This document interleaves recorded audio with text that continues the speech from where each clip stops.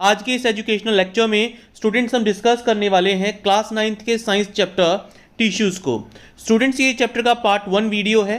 इस चैप्टर को हम 2 पार्ट्स में कंप्लीट करेंगे।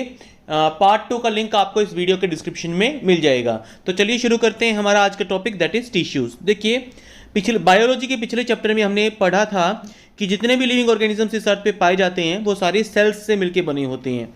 यूनिसेल्युलर ऑर्गेनिजम्स जो सिर्फ एक ही सेल से मिलकर बनी होते हैं, उनके अंदर एक ही सेल पाया जाता है और वही सेल सारे बेसिक फंक्शंस करता है। बेसिक फंक्शन का मतलब न्यूट्रिशन का काम, एक्सक्रीशन का काम, एनर्जी रिट्रीव करने का काम, सारे काम एक सिंगल सेल ही करता है। जैसे अमीबा एक सिंगल सेल्ड ऑर्गेनिज्म है, उसको मूवमेंट करनी हो, चाहे खाना खाना हो, चाहे गैसेस का एक्सचेंज करना हो, चाहे एक्सक्रीशन का मतलब वेस्ट मटेरियल्स को शरीर से बाहर निकालना, चाहे कोई भी काम करना हो, वो सारा एक ही सेल परफॉर्म करता है। लेकिन अगर हम बात करें मल्टी सेल्यूलर ऑर्गेनिजम्स की, तो कुछ मल्टी सेल्यूलर ऑर्गेनिजम्स में मिलियंस ऑफ सेल्स होते हैं, लाखों करोड़ों अरबों खरबों सेल्स होते हैं बड़े लिविंग ऑर्गेनिजम्स में। इनमें से ज़्यादातर जो सेल्स हैं वो स्पेशलाइज्ड होते हैं अपना काम करने के लिए। ठीक है, जैसे हम हमारे शरीर की बात करें तो ब्लड अपना काम करने के लिए स्पेशलाइज्ड है, अपना काम करने के लिए बना हुआ है वो। हमारी मसल्स अपने काम को करने के लिए स्पेशलाइज्ड हैं, यानी मसल्स आंखों का काम नहीं कर सकती, आंखें ब्लड का काम नहीं कर सकता, हार्ट लिवर का काम नहीं कर सकता, लिवर किडनी का काम नहीं कर सकता। यानी हर एक बॉडी ऑर्गन की सेल्स, हर एक जगह की सेल्स, हर एक टिश्यू की सेल्स अपना काम करने के लिए स्पेशलाइज्ड हैं। तो हर एक ग्रुप ऑफ सेल्स, हमारे शरीर में कुछ ग्रुप ऑफ सेल्स होती हैं जो कुछ स्पेशलाइज्ड फंक्शंस को ही परफॉर्म करती हैं और वो उन्हीं फंक्शंस को परफॉर्म करने के लिए बनी होती हैं। क्योंकि ये सेल्स एक ही पर्टिकुलर फंक्शन कर पाती हैं, इसीलिए काफ़ी एफिशिएंटली वर्क करती हैं। इनकी बनावट भी उसी तरीके की होती है। जैसे ह्यूमन बींग्स में बात करें, मसल सेल्स का काम होता है कॉन्ट्रैक्ट और रिलैक्स करना ताकि हमारे बॉडी पार्ट्स मूव कर सकें। आप हाथों की मूवमेंट करवाते हैं, गर्दन की मूवमेंट करवाते हैं, ठीक है, ये सारी मूवमेंट मसल्स की वजह से ही हो पाती है। नर्व सेल्स का काम होता है बॉडी पार्ट से ब्रेन और ब्रेन से बॉडी पार्ट्स तक मैसेजेस को कैरी करना। ब्लड का काम होता है मटेरियल्स को बॉडी पार्ट्स तक ट्रांसपोर्ट करवाना, चाहे वो ऑक्सीजन हो, फूड हो, हॉर्मोन्स हो या वेस्ट मटेरियल्स को शरीर से बाहर निकालने का काम हो। अगर हम बात करें प्लांट्स की, प्लांट्स में वेस्क्यूलर टिश्यूज होते हैं जो फूड और वाटर को प्लांट के एक पार्ट से दूसरे पार्ट तक ट्रांसपोर्ट करते हैं। वेस्क्यूलर टिश्यूज के बारे में इसी चैप्टर में बाद में हम डिस्कस करेंगे। मल्टी सेल्यूलर ऑर्गेनिजम्स में डिवीजन ऑफ लेबर होता है। देखो, डिवीजन ऑफ लेबर का मतलब क्या होता है? काम का बंटवारा, काम बटे होते हैं। मसल सेल्स का अपना काम है, हार्ट की कार्डियक सेल्स का अपना काम है, तो हर एक ग्रुप ऑफ सेल्स का अपना एक काम है। इसी की चीज को कहा जाता है डिवीजन ऑफ लेबर। तो क्या होता है, जिन सेल्स का फंक्शन एक ही होता है वो अक्सर हमारी बॉडी में एक साथ पाई जाती हैं। इसका मतलब एक पर्टिकुलर फंक्शन को करने वाली कुछ सेल्स हमारी बॉडी में एक साथ पाई जाती हैं, क्लस्टर बना के रहती हैं और उनका प्लेस भी, उनका लोकेशन भी हमारी बॉडी पे क्या होता है? डेफिनेट होता है। इसी क्लस्टर ऑफ सेल्स को क्या कहा जाता है? टिश्यूज कहा जाता है। जैसे ब्लड है, फ्लोएम है प्लांट्स में, और मसल सेल्स हैं ह्यूमन में, ये टिश्यूज का एग्जांपल है। तो टिश्यूज की डेफिनेशन देखिए यहाँ पे क्या लिखी है इसने, a group of cells that are similar in structure and और work together to perform a special function is called a tissue. यानी सेल्स का एक ऐसा ग्रुप जो अक्सर स्ट्रक्चर में एक दूसरे से मिलता जुलता होता है और एक ही फंक्शन परफॉर्म करवाता है, यानी सारे सेल्स मिलके एक ही फंक्शन परफॉर्म करवाती हैं, तो उसको कहा जाता है टिश्यू। ठीक है, यानी जैसे मान लो मैं बात करूं, ये 2 टिश्यूज हैं मान लीजिए, ठीक है, अगर ये भी फ्लोएम टिश्यू और ये भी फ्लोएम टिश्यू है तो इन दोनों की स्ट्रक्चर एक दूसरे से क्या होगी? मिलती जुलती होगी। जरूरी नहीं है कि एक ही टिश्यू के अंदर पाई जानी, मान लीजिए टिश्यू है, इसके अंदर मान लीजिए सेल्स पड़ी है, मान लीजिए जिन सेल से मिलकर बना होता है, जरूरी नहीं है कि ये सारी सेल्स एक जैसी ही होंगी, हो भी सकती हैं और नहीं भी हो सकती। लेकिन अगर ये ब्लड सेल है एक, या ये एक फ्लोएम सेल है प्लांट में पाई जाने वाली, और ये दूसरी फ्लोएम सेल है प्लांट में पाई जाने वाली, तो एक बात कंफर्म है कि इन दोनों में सिमिलैरिटीज जरूर होंगी। इन दोनों में जो जिस तरह की सेल्स हैं, जिस तरह की लोकेशन है, जिस तरह का फंक्शन, उसमें सिमिलैरिटीज जरूर होंगी। ये मतलब है यहाँ पे सिमिलैरिटी इन स्ट्रक्चर का। आगे आता है, क्या प्लांट्स और एनिमल्स में एक ही तरह के टिश्यूज होते हैं? तो आंसर आता है नहीं। प्लांट और एनिमल्स में एक तरह के टिश्यूज नहीं होते, क्योंकि उनका लाइफस्टाइल, उनकी फूड हैबिट्स, ठीक है, और उनका काफ़ी जो चीज़ें हैं वो एक दूसरे से डिफरेंट होता है। क्यों? इसका हम जवाब अब इस पैराग्राफ में पढ़ेंगे। सबसे पहली बात तो there are many noticeable differences between plants and animals. पहला डिफरेंस है प्लांट्स जो होते हैं वो फिक्स्ड होते हैं, मूव नहीं करते, ठीक है, क्योंकि उनको सीधा खड़े रहना होता है, इसीलिए उनको काफ़ी सपोर्टिव टिश्यूज़ की ज़रूरत होती है और ज़्यादातर सपोर्टिव टिश्यूज़ डेड सेल्स के बने होते हैं। तो पहली बात क्या हुई, पहला डिफरेंस क्या हुआ कि प्लांट्स अक्सर मूवमेंट नहीं करते, स्टेशनरी होते हैं, फिक्स्ड होते हैं, जबकि एनिमल्स मूवमेंट करते हैं, ज़्यादातर एनिमल्स मूवमेंट करते हैं, ठीक है। प्लांट्स ज़्यादातर डेड सेल्स के बने होते हैं क्योंकि उनको सपोर्टिव टिश्यूज़ की ज़रूरत होती है।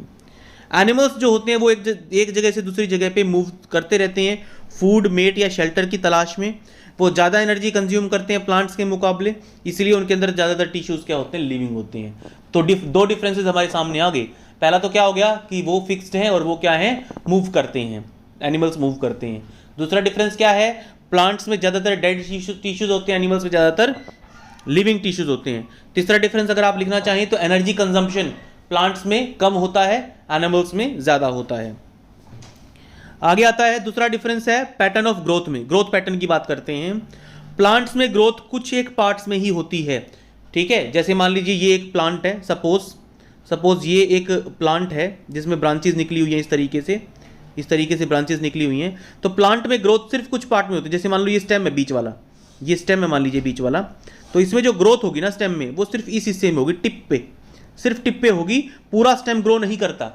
ये बातें 9th क्लास से पहले अक्सर बच्चों को पता नहीं होती, ये बात आपको थोड़ी सी नई है, लेकिन आगे जाके फिगर की हेल्प से आपको और अच्छे से समझाऊंगा जब हम प्लांट टिश्यूज पे जाएंगे।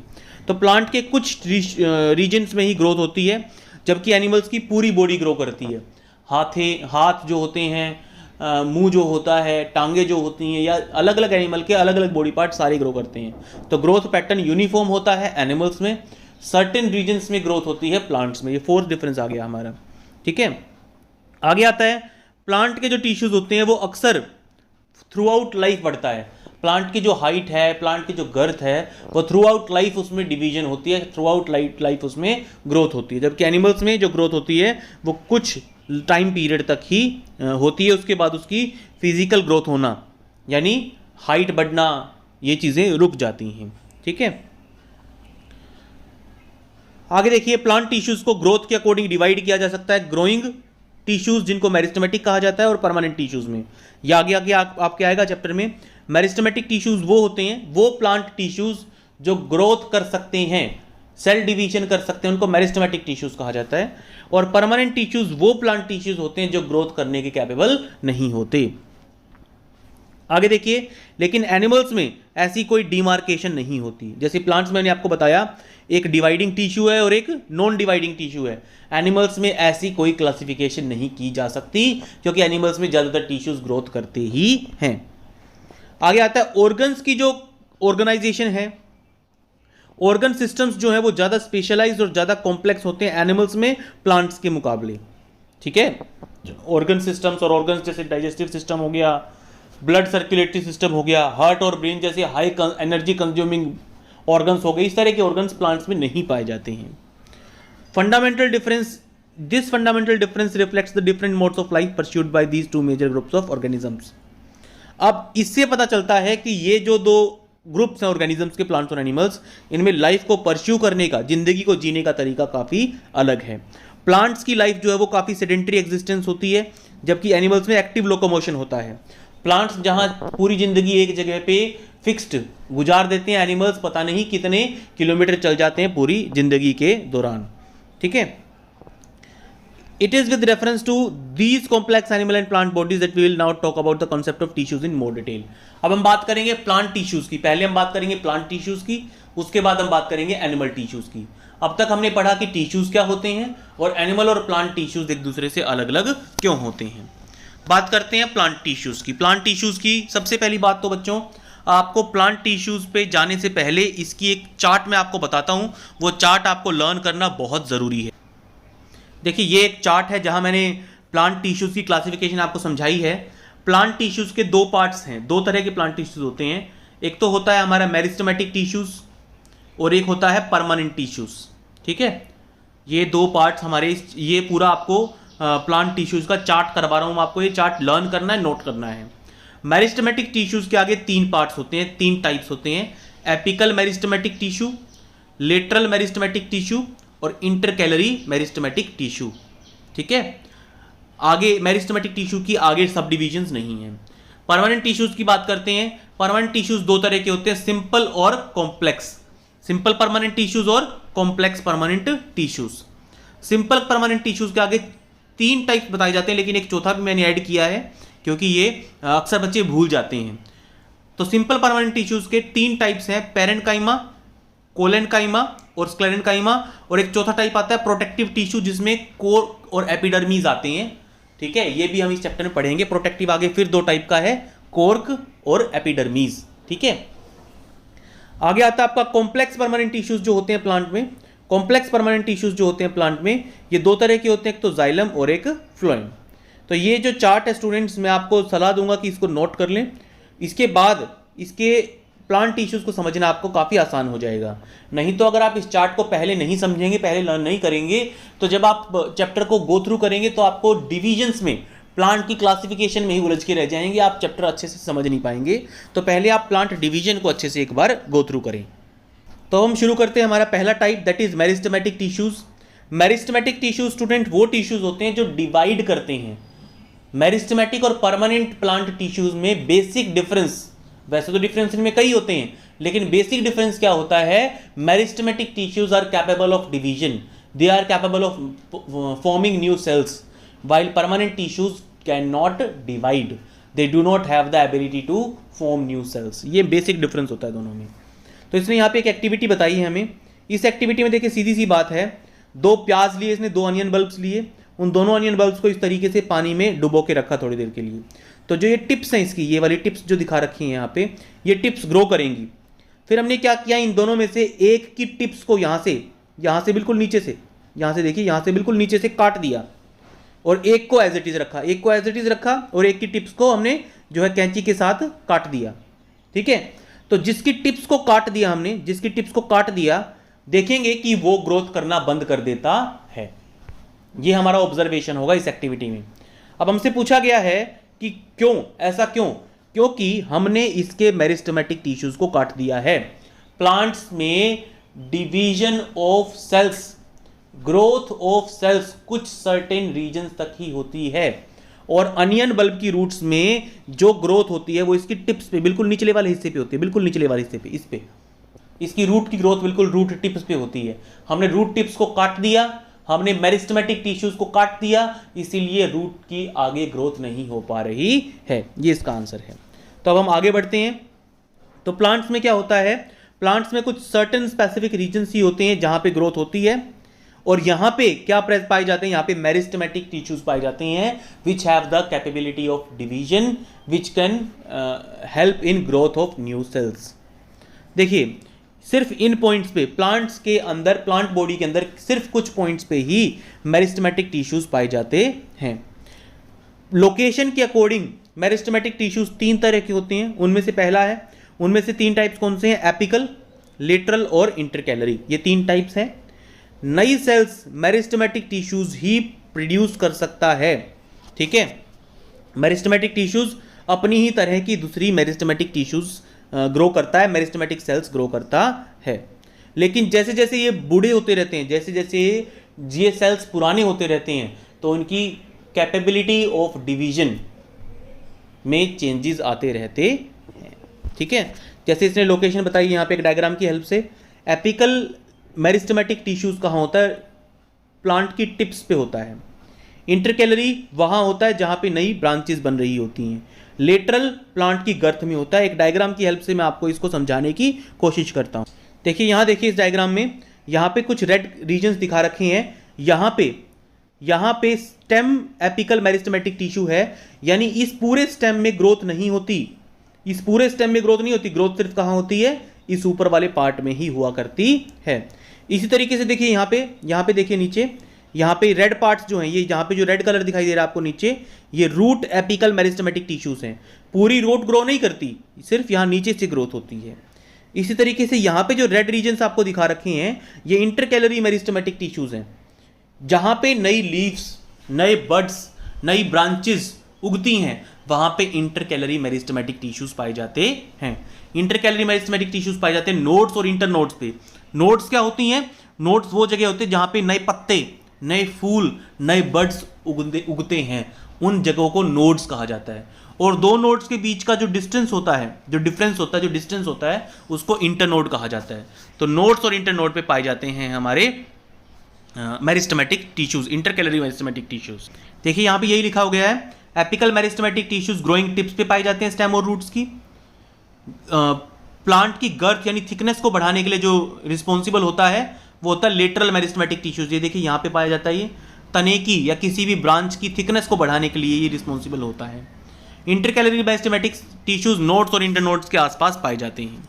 अब आगे बहुत ही इंपॉर्टेंट पार्ट है छोटा सा, ये मेरिस्टेमेटिक टिश्यूज के सेल्स काफ़ी एक्टिव होते हैं, उनके पास डेंस साइटोप्लाज्म होता है, थिन सेलुलोस वॉल्स होती हैं और प्रोमिनेंट न्यूक्लियस होता है। ये फीचर्स हैं, आप लोगों को ये याद रखने पड़ेंगे। क्या क्या? Active cells, dense cytoplasm, thin cellulose walls, prominent nucleus and no vacuoles. ये चीज़ें आपको याद रखनी पड़ेंगी। ऐसा क्यों होते हैं मेरिस्टेमेटिक टिश्यूज में? ये सब इसीलिए होता है क्योंकि वो डिवीजन के लिए बने होते हैं, वो सेल डिवीजन के लिए बने होते हैं, नए सेल्स को पैदा करने के लिए बने होते हैं। इसीलिए उनके अंदर वैक्यूल्स नहीं होती, इसीलिए उनके अंदर प्रोमिनेंट न्यूक्लियस होता है, डेंस साइटोप्लाज्म होता है, क्योंकि न्यूक्लियस प्रोमिनेंट होगा तभी नए सेल्स में न्यूक्लियस का कुछ पार्ट वो भेज पाएगा। साइटोप्लाज्म डेंस होगा तभी अपना कुछ साइटोप्लाज्म का कुछ हिस्सा नए सेल को दे पाएगा ताकि वो ग्रो कर पाए। ठीक है, तो कई बार पूछ लेते हैं कि why do meristematic tissues lack vacuoles?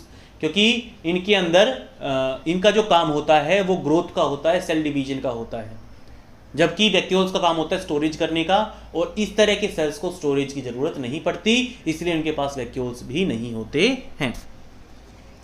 आगे हमारा आता है, देखिए अब हमने मेरिस्टेमेटिक टिश्यू तो हमारा कंप्लीट कर लिया, अब आगे आता है परमानेंट टिश्यूज।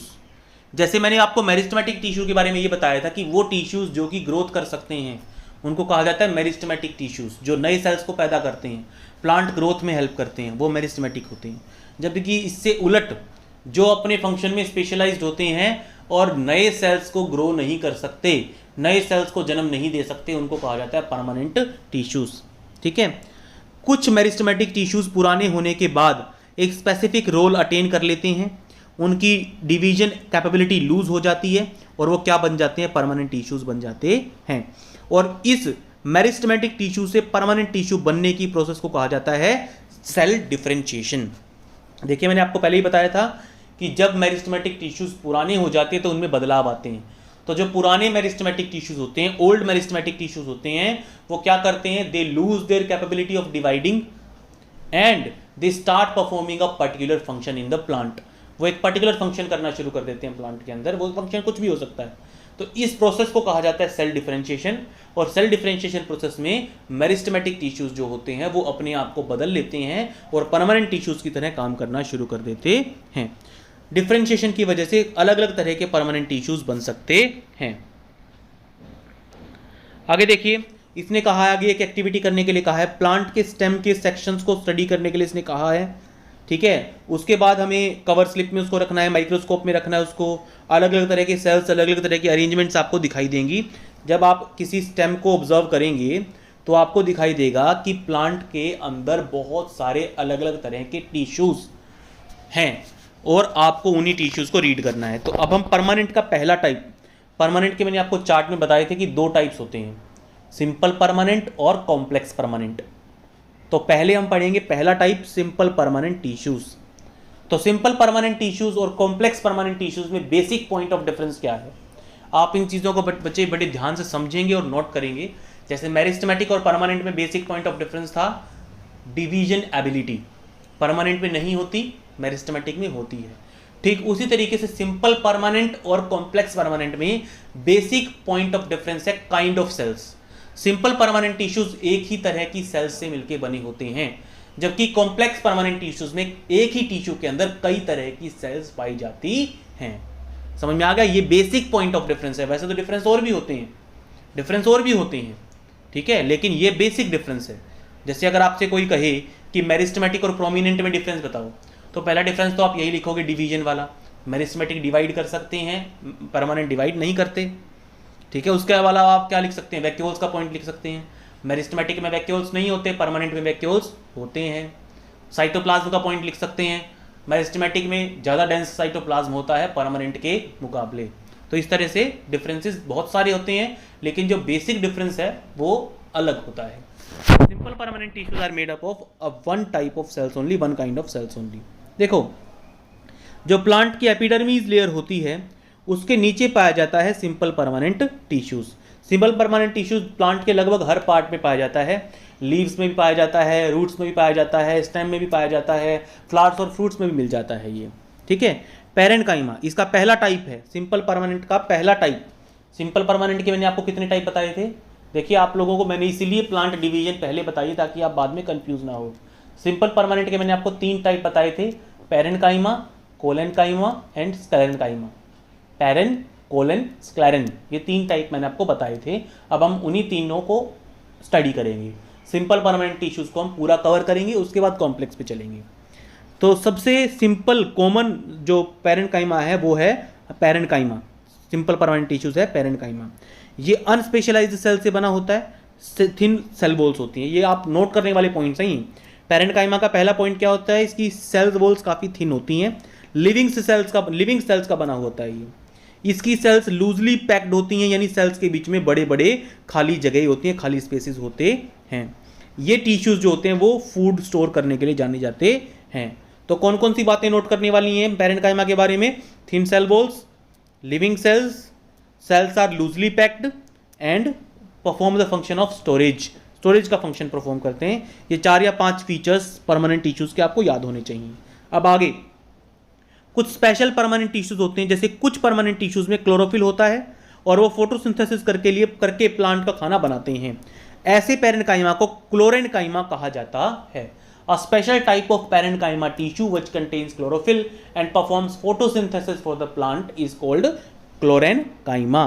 एक्वेटिक प्लांट्स में कुछ पैरेन्काइमा टिश्यू के अंदर बड़े बड़े एयर गैप्स होते हैं, एयर कैविटीज होती हैं, जो उसको पानी के ऊपर फ्लोट करने में, पानी के ऊपर तैरने में हेल्प करते हैं। इस पैरेन्काइमा को कहा जाता है एरेन्काइमा। तो एरेन्काइमा क्या होगा? एरेन्काइमा एक स्पेशल तरह का पैरेन्काइमा टिश्यू है जिसके पास बड़े बड़े हवा के कैविटीज होते हैं, एयर कैविटीज होते हैं, और जो एक्वेटिक प्लांट्स को पानी के ऊपर तैरते रहने में हेल्प करता है। जैसे कि आपने लोटस को देखा होगा, लोटस पानी के ऊपर तैरता रहता है। वाटर हायासिंथ को देखा होगा, वो पानी के ऊपर तैरता रहता है। क्यों? क्योंकि जो लीव्स पानी के ऊपर तैरती हैं उसकी उन लीव्स के नीचे वाले हिस्से में ये एरेन्काइमा टिश्यू पाया जाता है। अब ये तो था पैरेन्काइमा, यहाँ तक आपका पैरेन्काइमा है। आगे आता है कोलेन्काइमा। कोलेन्काइमा वो टिश्यूज है जो प्लांट्स को फ्लेक्सिबिलिटी प्रोवाइड करता है। जब हवा चलती है तो प्लांट्स की ब्रांचेस इधर उधर झूलती रहती हैं। क्या होता अगर वो झूलती नहीं तो हवा के दबाव में वो टूट टूट के गिरती रहती और प्लांट जल्दी ही मर जाता, सारी ब्रांचेस उसकी झड़ जाती। लेकिन कोलेन्काइमा टिश्यू प्रेजेंट होने की वजह से प्लांट की ब्रांचेस फ्लेक्सिबल होती हैं, इसीलिए वो हवा के साथ मुड़ जाती हैं और टूटने से बच जाती हैं। प्लांट के अलग अलग पार्ट्स जो बेंड कर पाते हैं वो कोलेन्काइमा की वजह से ही कर पाते हैं, जैसे कि टेंड्रिल्स, जैसे कि क्लाइंबर प्लांट्स के स्टेम्स, वो टूटने से बच जाते हैं और हवा के साथ मुड़ जाते हैं। मैकेनिकल सपोर्ट भी प्रोवाइड करता है कोलेन्काइमा टिश्यू प्लांट को, ठीक है। ये जो टिश्यू होता है वो लीफ स्टाक्स में पाया जाता है, एपिडर्मिस के नीचे। लीफ स्टाक्स क्या होती हैं? मान लीजिए ये एक लीफ है, ठीक है। ये जो स्टाक, ये वाला जो हिस्सा होता है ना इसका, ये स्टाक होता है। इस स्टाक के अंदर क्या पाया जाता है? कोलेन्काइमा टिश्यू पाया जाता है। तो आपको लोकेशन भी पता होनी चाहिए। पैरेन्काइमा की लोकेशन क्या होती है? ये फ्रूट्स में, फ्लावर्स में, रूट्स में, लगभग ज़्यादातर प्लांट पार्ट्स में पाया जाता है। कोलेन्काइमा कहाँ पाया जाता है? लीफ स्टाक्स में, एपिडर्मिस के नीचे पाया जाता है। अब इसके बारे में, ये भी लिविंग सेल्स का बना होता है पैरेन्काइमा की तरह। इसकी इलोंगेटेड सेल्स होती हैं और इरेगुलरली थिकन्ड एट द कॉर्नर्स होते हैं इसके सेल्स, और इसमें इंटरसेल्युलर स्पेस काफ़ी कम होता है। तो देखिए, अगर आपसे कोई डिफरेंस करने, मैं आपको इसीलिए फीचर्स लिख के याद करने के लिए कह रहा हूँ, क्योंकि अगर आपको पेपर में पैरेन्काइमा, कोलेन्काइमा के डिफरेंसेस पूछे जाएंगे और आपको फीचर्स याद होंगे तो आपको आसान ही होगी अपना क्वेश्चन सॉल्व करने में। जैसे अब इसमें देखिए क्या पॉइंट ऑफ डिफरेंसेस हैं। उसमें सेल्स लूजली स्पेस्ड थी, इसमें इंटरसेल्युलर स्पेसेस कम हैं सेल्स के बीच में। वो कहाँ पाया जाता था? प्लांट के ज़्यादातर पार्ट्स में पाया जाता था, root, stem, leaves, flowers, fruits में पाया जाता था वो। जबकि ये कहाँ पाया जा रहा है? लीफ स्टाक्स में पाया जा रहा है ये, ठीक है। इसके अलावा इसका काम बेंडिंग करवाने का है, फ्लेक्सिबिलिटी प्रोवाइड करने का है, उसका काम स्टोरेज करने का है। तो 3 से 4 डिफरेंसेस आप बड़े आराम से कर पाएंगे। ये देखिए, ये इसने यहाँ दिखा रखे हैं, अलग अलग तरह के टिश्यूज़ दिखा रखे हैं यहाँ पे। पहला पैरेन्काइमा टिश्यूज़ है, ठीक है, ये वाला जो है ये पैरेन्काइमा टिश्यू है। ये कोलेनकाइमा टिश्यू है, देखिए इरेगुलर थिकन्ड सेल वॉल्स हैं इसकी। यहाँ पे देखिए सेल वॉल्स, देखिए रेड कलर में जो सेल वॉल्स दिखा रखी हैं ये इरेगुलरली थिकन्ड है, कॉर्नर में से तो मोटी हैं और बीच में से पतली हैं, तो सेल वॉल्स भी डिफरेंट होते हैं तीनों में। तीसरा टिश्यू है ये sclerenchyma tissue, this is sclerenchyma tissue, ठीक है, इसमें बड़ी बड़ी मोटी मोटी सेल वॉल्स होती हैं। तीसरा परमानेंट टिश्यू है स्क्लेरेन्काइमा। स्क्लेरेन्काइमा टिश्यू प्लांट को हार्ड एंड स्टिफ बनाता है। कोकोनट की जो हस्क होती है, ऊपर वाला हिस्सा होता है, वो इसी स्क्लेरेन्काइमा टिश्यू से बना होता है, और स्क्लेरेन्काइमा टिश्यू के अंदर डेड सेल्स पाई जाती हैं। जहाँ इन दोनों के अंदर लिविंग सेल्स थी, वहीं इसके अंदर कौन सी सेल्स पाई जाती हैं? डेड सेल्स पाई जाती हैं, ठीक है। इसकी सेल्स लॉन्ग एंड नैरो होती हैं, ठीक है, और इसकी सेल्स के अंदर लिग्नीन पाया जाता है। लिग्नीन क्या होता है? लिग्नीन एक सीमेंटिंग मटेरियल होता है जो सेल्स के अंदर प्रेजेंट छोटे मोटे गैप्स को भी क्या कर देता है? कवर कर देता है, और सेल्स बिल्कुल टाइट हो जाता है, इंटरसेल्युलर स्पेस होता ही नहीं, ठीक है। जैसे मैंने आपको कहा था कि कोलेनकाइमा के अंदर इंटरसेल्युलर स्पेस बिल्कुल कम होता है, तो आप स्क्लेरेन्काइमा के बारे में आप क्या लिखेंगे कि इसमें इंटरसेल्युलर स्पेस होता ही नहीं है, due to the deposition of lignin. Lignin deposited होता है जो इंटरसेल्युलर स्पेस को बिल्कुल ब्लॉक कर देता है। ये जो टिश्यूज है ये स्टेम्स में पाया जाता है। वेस्कुलर बंडल्स यानी कॉम्प्लेक्स परमानेंट टिश्यूज के आसपास पाया जाता है। लीफ वेन्स में पाया जाता है, ठीक है, और सीड्स की हार्ड कवरिंग, जैसे बादाम की कवरिंग होती है, कोकोनट की कवरिंग होती है, उसमें पाया जाता है, और नट्स में भी पाया जाता है। और ये प्लांट्स की पार्ट्स को स्ट्रेंथ प्रोवाइड करता है, मजबूती प्रोवाइड करता है, ठीक है स्टूडेंट्स। तो ये थे 3 टाइप्स, सिंपल परमानेंट टिश्यूज के 3 टाइप हमने पढ़ लिए, पैरेन्काइमा, कोलेनकाइमा एंड स्क्लेरेन्काइमा। अब हम आगे पढ़ेंगे प्रोटेक्टिव टिश्यू के बारे में। प्रोटेक्टिव टिश्यू में इसने सबसे पहले मैं बताया एपिडर्मीज। जो outermost layer of cells होती है प्लांट्स में उसको कहा जाता है एपिडर्मीज। जैसे लीफ के ऊपर जो सबसे ऊपर वाली लेयर होगी उसको कहा जाएगा लीफ एपिडर्मीज। जैसे हमारे हाथों के ऊपर सबसे ऊपर वाली लेयर क्या है? हमारी स्किन है, ठीक है। उसी तरीके से प्लांट की लीव्स के ऊपर जो सबसे ऊपरी लेयर होगी, जो 1 लेयर ऑफ सेल्स से मिलकर बनी होती है, उसको क्या कहा जाता है? एपिडर्मीज कहा जाता है। और ये एपिडर्मीज सिर्फ प्लांट की लीव्स पे नहीं, प्लांट के हर बॉडी पार्ट पे होती है। रूट के ऊपर वाली कवरिंग को रूट एपिडर्मीज, लीफ के ऊपर वाली कवरिंग को लीफ एपिडर्मीज, स्टेम के ऊपर वाली कवरिंग को स्टेम एपिडर्मीज कहा जाता है। एपिडर्मीज सिंगल लेयर ऑफ सेल से बनी होती है, यानी उसकी जो उसकी थिकनेस होती है ना, वो एक ही सेल की होती है। देखिए इस तरह की होती है। उसकी जो थिकनेस है, ये जो मोटाई है इसकी, ये मोटाई एक ही सेल की है, यानी वो ज़्यादा मोटी नहीं होती ज़्यादातर केसेस में। लेकिन कुछ प्लांट्स जो कि ड्राई हैबिटेट्स में रहते हैं, पानी की कमी वाली सिचुएशंस में जो प्लांट्स रहते हैं, उन प्लांट्स को कहा जाता है xerophytes. Those plants are called xerophytes. तो जीरोफाइट्स प्लांट्स जो होते हैं, जो ड्राई हैबिटेट्स में रहते हैं, उनकी एपिडर्मीज काफ़ी मोटी होती है ताकि पानी का लॉस ना हो पाए। प्लांट की पूरी सरफेस के ऊपर एपिडर्मीज पाया जाता है, और ये प्लांट के अंदर वाले हिस्सों को प्रोटेक्ट करने का काम करता है।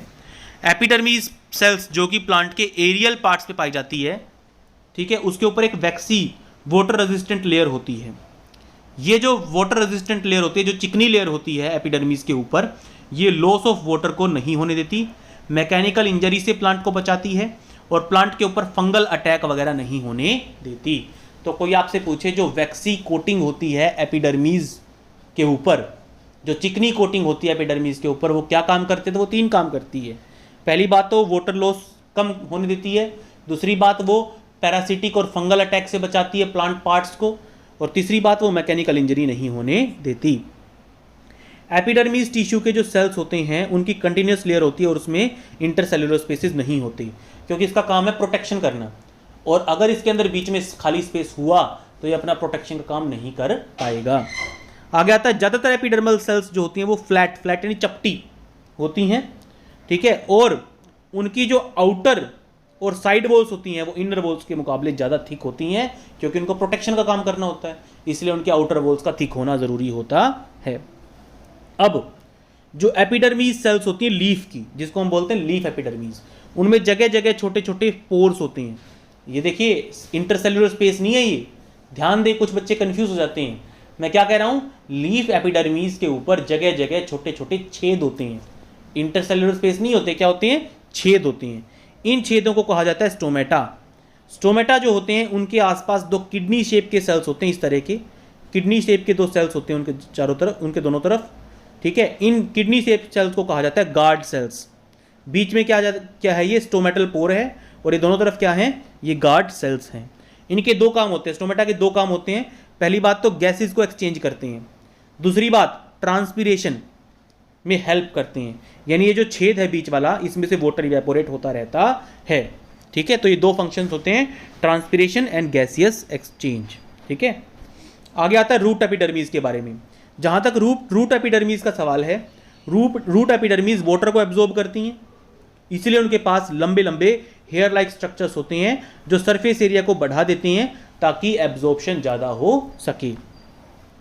कुछ प्लांट्स जैसे कि डेजर्ट प्लांट्स में एपिडर्मिस के ऊपर एक वैक्सी कोटिंग होती है, एक चिकनी कवरिंग होती है, ठीक है, क्यूटीन नाम के एक सब्सटेंस की। देखिए सब्सटेंसेस भी याद रखिएगा आप, एक लिग्निन आया था, अब दूसरा सब्सटेंस आया क्यूटीन। क्यूटीन नाम की एक कवरिंग होती है। ये जो क्यूटिंग होता है इसका काम होता है वाटर प्रूफिंग करना, वाटर प्रूफ बनाना प्लांट को, ठीक है। अब ये वाटर प्रूफिंग क्यों जरूरी होती है, क्योंकि डेजर्ट प्लांट्स को पानी की कमी होती है और वाटर प्रूफिंग करके वो अपने पानी को बचाते हैं। अब आगे आता है, जो आउटर लेयर होती है ट्री ब्रांच की, वो डिफरेंट होती है यंग स्टेम के मुकाबले। देखिए प्लांट का जो यंग स्टेम होता है उसकी जो आउटर लेयर होती है, यंग स्टेम में जो अब नया नया हुआ है उसकी सॉफ्ट होती है काफ़ी। यंग स्टेम की जो आउटर कवरिंग होती है वो काफ़ी सॉफ्ट होती है, जबकि जो ब्रांच होती है प्लांट की उसकी आउटर कवरिंग काफ़ी हार्ड हो चुकी होती है। जैसे जैसे प्लांट्स पुराने होते हैं वैसे वैसे जो आउटर प्रोटेक्टिव लेयर है उसमें कुछ चेंजेस आते हैं। सेकेंडरी मेरिस्टेमेटिक टिश्यूज की एक लेयर और बन जाती है जिसको क्या कहा जाता है, कोर्क कहा जाता है, ठीक है। कोर्टेक्स में टिश्यूज के बाहर एक और सेकेंडरी मेरिस्टेमेटिक टिश्यू की लेयर बन जाती है जिसको क्या कहा जाता है, कोर्क कहा जाता है। कोर्क सेल डेड होते हैं, टाइटली पैक्ड होते हैं, इंटरसेल्युलर स्पेसेस नहीं होते उनके अंदर।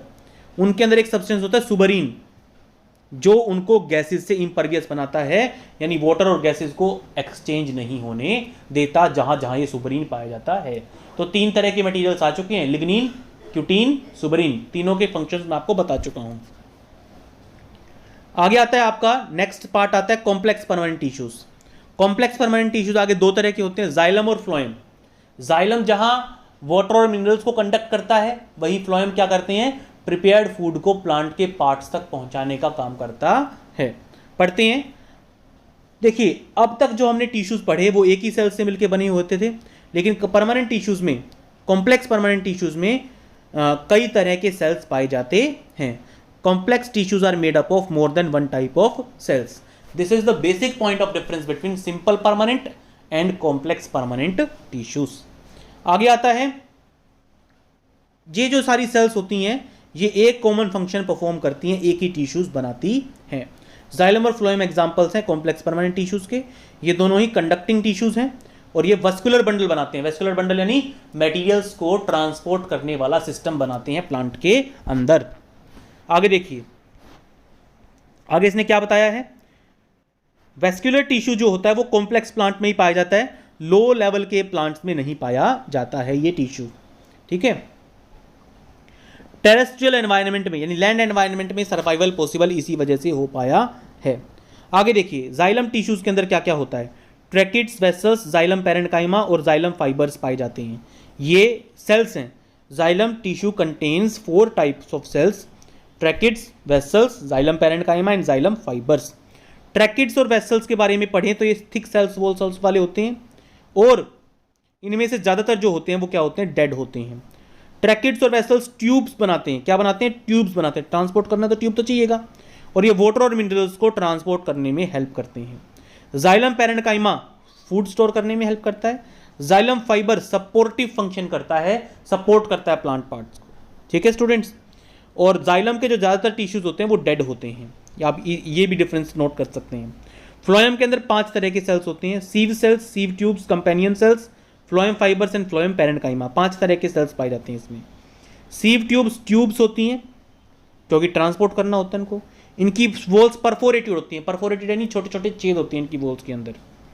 फ्लोएम जो होता है वो फूड को ट्रांसपोर्ट करता है लीव्स से प्लांट के बाकी पार्ट्स तक। फ्लोएम फाइबर्स को छोड़ के फ्लोएम सेल्स के बाकी सारे सेल्स क्या होते हैं, लिविंग होते हैं। तो दोनों में अगर आपको जाइलम और फ्लोएम में डिफ्रेंशिएट करना है तो क्या लिखेंगे, पहला डिफरेंस तो आप क्या लिखेंगे, जहां जाइलम फूड और वाटर और मिनरल्स को ट्रांसपोर्ट करता है, वहीं फ्लोएम प्रिपेयर्ड फूड मटेरियल्स को ट्रांसपोर्ट करता है। जाइलम के ज़्यादातर सेल्स डेड होते हैं, फ्लोएम के ज़्यादातर सेल्स लिविंग होते हैं। जाइलम जो मूवमेंट करवाता है वाटर और मिनरल्स की, वो कहाँ करवाता है, रूट्स से लीव्स तक करवाता है, लेकिन फ्लोएम में जो मूवमेंट होती है वो ऑल डायरेक्शंस में होती है। ठीक है स्टूडेंट्स, फ्लोएम में जो मूवमेंट होती है वो क्या होती है, हर डायरेक्शन में होती है। तो ये 3 डिफरेंस ही अक्सर पूछते हैं सीबीएसई एग्जाम्स में, तो ये 3 डिफरेंस आप जरूर लर्न कर लीजिएगा। ये आपको एग्जांपल्स दिखा रखे हैं, फिगर्स दिखा रखे हैं, ट्रैकिड्स, वेसल्स और जाइलम पैरेन्काइमा की कि वो किस तरह के होते हैं। तो आज के पार्ट 1 में स्टूडेंट्स इतना ही। पार्ट 2 का लिंक आपको इसके वीडियो के डिस्क्रिप्शन में मिल जाएगा। अगर आपने अब तक ब्रिजबाला एजुकेशन चैनल को सब्सक्राइब नहीं किया है तो सब्सक्राइब करें ब्रिजबाला एजुकेशन यूट्यूब चैनल को, दबा दें नोटिफिकेशन बेल आइकन को, ताकि जैसे ही कोई नया वीडियो अपलोड हो उसकी नोटिफिकेशन पहुंचे सबसे पहले आपके डिवाइस तक। इसके अलावा स्टूडेंट्स, अगर आपको ये वीडियो पसंद आए तो प्लीज़ इसको लाइक कीजिए, अपने फ्रेंड्स के साथ इसको शेयर कीजिए और कमेंट सेक्शन में अपने व्यूज़ जरूर बताइए। Thank you everyone.